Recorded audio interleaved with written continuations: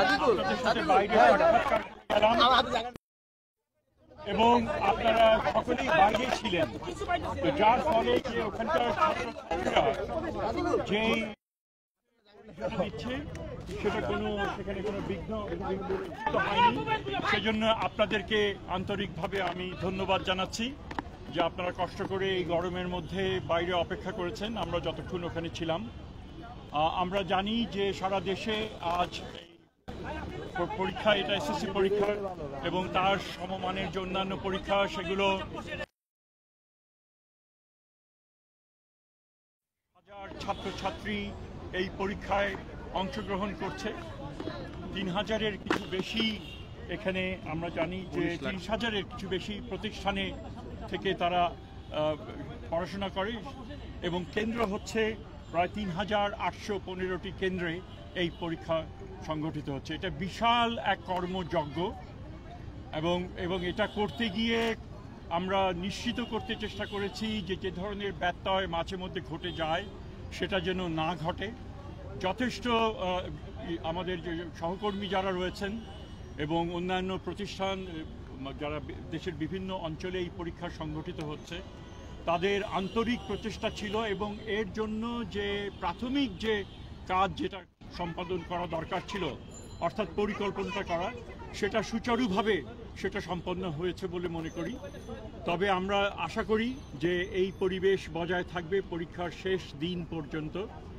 আমরা একটা বিশেষ বিবেচনায় যেটা একটা আমাদের কিছুটা যেটা আমরা করেছিলাম যে পরীক্ষার তারিখ ইস্টার সানডেতে পড়েছিল 20 তারিখে, আমরা অবশ্যই সেটা বিবেচনার মধ্যে নিয়ে সেই তারিখ 21 তারিখে করা হয়েছে এবং যার দ্বারা যে খ্রিস্টীয় সম্প্রদায় যারা, তারা আমাদেরকে আন্তরিকভাবে ধন্যবাদ জানিয়েছেন যে এই কাজটা আমরা করেছি। তো আমরা বেশি বলার কিছুই নেই, পরীক্ষা তো সবে শুরু, আমাদের পরীক্ষা সবে শুরু এবং যদি সম্পন্ন, আমি এখন শেষ করি নাই, পরীক্ষা সবে শুরু, ছাত্ররাও দিচ্ছে না, আমরাও কিভাবে এটা সম্পাদন করছি সেই পরীক্ষাও শুরু। এটা শেষ হবে সামনের মাসে, তো আশা করি সুচারুভাবে সম্পন্ন করতে পারবো। এখন বলেন, যে কোনো পরীক্ষা হলে স্যার আমরা বিগত সময় দেখেছি যে স্যার প্রশ্নপত্র ফাঁসের এক ধরনের গুজব ছড়ানো হয় এবং বেশ কয়েকবার প্রশ্নপত্র ফাঁসও হয়েছে 2019 সালে।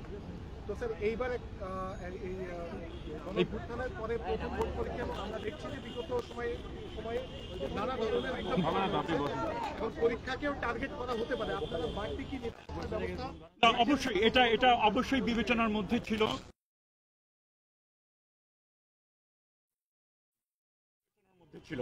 সেই হিসেবে যতটুকু যেই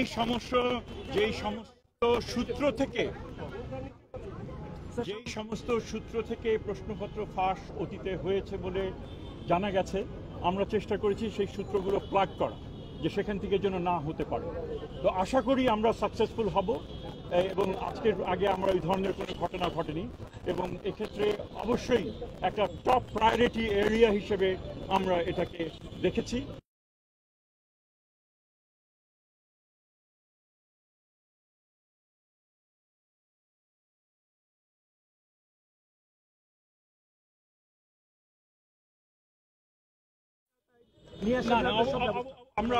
আমরা আশা করব যে তারা বিরত থাকবেন, কারণ দেশের মঙ্গল আমরা যেখানেই থাকি না কেন, যে আমাদের রাজনৈতিক অবস্থান হতে পারে বা আমার পছন্দের যে অবস্থান সেটা আমার থাকতে পারে, আমরা প্লিজ, পরীক্ষা এমন একটা বিষয়, এটা অনেক প্রস্তুতির পর নেওয়া হচ্ছে। ছাত্রছাত্রীরা নানান রকমের তাদের মানসিক একটা চাপ এখানে থাকে, প্যারেন্টসদের মানসিক চাপ থাকে, শিক্ষক শিক্ষয়িত্রীদেরও মানসিক চাপ থাকে। সো এটার সাথে আবার বাড়তি এই ধরনের অন্যায় চাপ যেন সৃষ্টি না করেন, তার জন্য সকলের কাছে আমি বিনীত অনুরোধ জানাচ্ছি যে আপনারা ওগুলো থেকে বিরত থাকবেন। যদি জেনুইন সমস্যা থাকে অবশ্যই আপনাদের দায়িত্ব সেগুলো সংশ্লিষ্ট কর্তৃপক্ষের কাছে নিয়ে আসা, যাতে তারা যাচাই বাছাই করতে পারেন। কিন্তু আপনি একটা জিনিস, সেটার দায়িত্ব অবশ্যই আপনাকে নিতে হবে এবং এর মাধ্যমে কিন্তু অনেক ক্ষতি হয়ে যায়। তো আমরা যে কোনো শুভবুদ্ধি সম্পন্ন মানুষকে, ব্যক্তিকে এবং যারা সামাজিক মাধ্যম করেন তাদেরকে আমরা বিশেষভাবে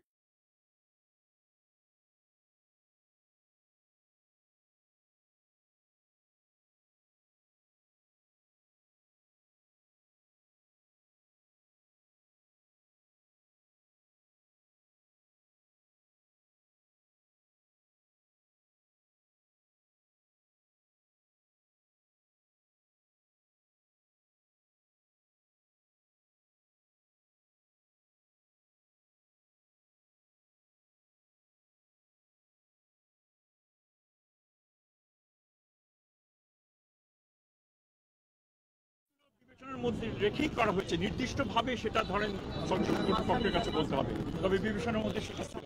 অশেষ ধন্যবাদ। শেষ 2 মাসের ভিতরে ফলাফল দেওয়ার একটা রেওয়াজ